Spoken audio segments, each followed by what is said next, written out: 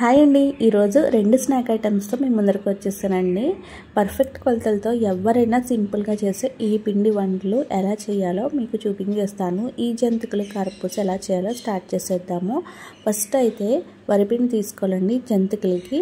తర్వాత ఈ కప్పుతో శనగపప్పు తీసుకున్నాను. ఈ శనగపప్పుని మెత్తగా మిక్సీ పట్టుకోవాలి. మీరు బయట ఆడించుకుంటే కనుక బియ్యము శనగపప్పుని కలిపి ఆడించేసేయండి. నేనైతే మిక్సీ పట్టాను కాబట్టి దీనైతే శనగపప్పును విడిగా మిక్సీ పట్టుకున్నాను. దీని ప్లేస్లో చాలామంది గుళ్ళపప్పు కూడా వేస్తారు. నేనైతే శనగపప్పు వేసాను. ఇప్పుడు సాల్ట్, వాము కూడా ఇలాగ ఒకసారి చేత్తో నలిపి వేస్తే మంచి స్మెల్ వస్తుంది. చాలామంది నువ్వులు కూడా వేస్తారు, అలా కూడా వేసుకోవచ్చు. ఇప్పుడు దీనంతా మిక్స్ చేయాలి. ఇప్పుడు దీంట్లో కొంచెం నెయ్యి వేసి బాగా కలపాలి. నెయ్యి ప్లేస్లో బటర్ కూడా వేసుకుంటే చాలా బాగుంటాయండి. నేను ఒక పాత వీడియో ఉంటుంది, అందులో అయితే బటర్ వేస్ట్ చేశాను. సెపరేట్గా జంతికలు ఒకటే చేశాను. కావస్తే ఆ వీడియో కూడా చెక్ చేయండి. బటర్ వేసింది కూడా చాలామంది దగ్గర బటర్ ఉండదు కాబట్టి నెయ్యి వేసి చేద్దామని ఇలా చూపిస్తున్నాను. ఇలా బాగా మిక్స్ చేసేసుకోవాలి. ఇప్పుడు దీంట్లోకి గోరువెచ్చటి నీళ్ళు, అలాగని బాగా వేడిగా ఉండకూడదు, అలాగని చల్లగా ఉండకూడదు. ఇలా గోరువెచ్చగా ఉన్నప్పుడు దీన్ని కొంచెం కొంచెంగా వేసుకొని బాగా మిక్స్ చేయాలి. ఇలా మిక్స్ చేసుకుంటూ ఉండాలి. ఫస్ట్ ఎక్కువ వాటర్ వేయద్దండి, పల్చన అయిపోతుంది.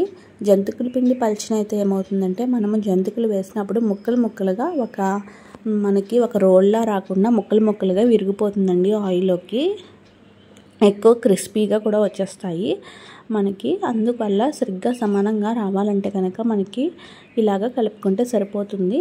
ఇలాగ ఈ పిండి ముద్దను అయితే నానబెట్టుకోవడం అలాంటిది ఏమో అవసరం లేదండి. కలిపిన వెంటనే జంతికలు వేసేసుకోవచ్చు. చూసారు కదా, అలాగని మరీ గట్టిగా లేదు, పలుచగా కూడా లేదు. ఈ కన్సిస్టెన్సీ ఉంటే సరిపోతుంది. నేను వేలితో నొక్కి పెట్టి చూపిస్తున్నాను, చూసారు కదా, ఇలా ఉండాలి. అంతేనండి. మనకి చపాతీ పిండిలా కాకుండా కొంచెం ఈ విధంగా ఉంటే సరిపోతుంది. ఇప్పుడు దీన్ని పక్కన పెట్టేసుకుందాం. ఇప్పుడు జంతికల కన్నాలు ఉన్న ప్లేట్ ఉంటుంది కదండి, అది తీసుకొని ఇలాగ మనము అందులోకి ఇది వేసేసుకోవాలి. పిండిని మరి పై వరకు వేసుకోవద్దండి. ఇలాగా వేసేసుకొని దీంట్లోకి ఒకసారి ఆయిల్ టెస్ట్ చేసుకొని చూసుకోవాలి. తర్వాత హీట్ అయిన తర్వాత మనమైతే ఈ జంతికలు వేసేసుకోవాలి. మరీ ఎక్కువ వేసేసుకుంటే మనకి ఖాళీగా వేగవు కాబట్టి ఈ విధంగా వేసుకుంటే సరిపోతుంది. వేసేసుకొని తీసేసుకొని మీడియం ఫ్లేమ్ మీద దీని అయితే వేపుకోవాలి. హై ఫ్లేమ్ మీద పెడితే బాగా కలర్ వచ్చేస్తుందండి. లోపల అనేది కొంచెం మెత్తగా ఉంటాయి.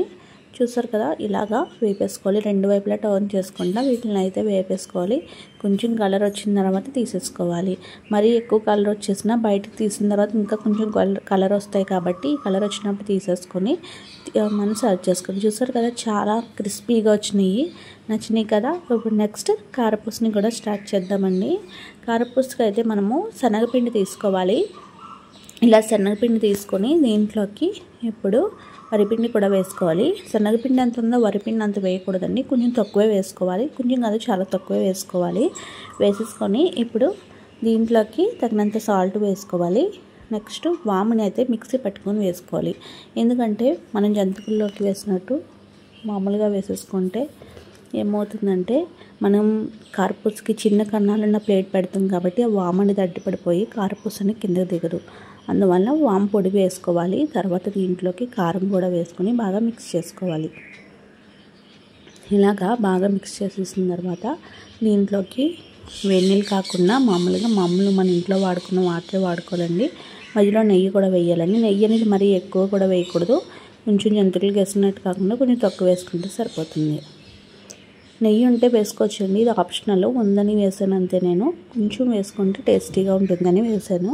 ఇప్పుడు ఇందాక చెప్పినట్టు వేడినీళ్ళు కాకుండా మామూలు వాటరే వేసేసుకొని దీన్ని మనం జంతికల పిండి ఎలా కలుపుకున్నాం అలా అని మరీ గట్టిగా రాకుండా కొంచెం పలుచగానే కలుపుకోవాలండి. ఇలాగా మనము మరీ పలుచగా కాకుండా మరీ గట్టిగా కాకుండా చూసుకుంటా కొంచెం కొంచెంగా వాటర్ వేసుకుంటా దీన్ని అయితే మిక్స్ చేసుకోవాలి. చూస్తారు కదా, ఈ విధంగా పలుచగా ఉండాలి, ఇలా మెత్తగా ఉండాలి. మరి పలుచగా చేయకుండా ఇలా చేసుకుంటే మనకి పిండి సింపుల్గా దిగుతుంది. ఎక్కువ కష్టపడకుండా. గట్టిగా ఉంటే ఏమవుతుందంటే మనము ప్రెజర్ ఇచ్చి చాలా అంటే చిన్ని కన్నాల్లోంచి పిండి అనేది బయటకు రావాలి కాబట్టి ఎక్కువ ప్రెజర్ ఇవ్వాల్సి వస్తుంది.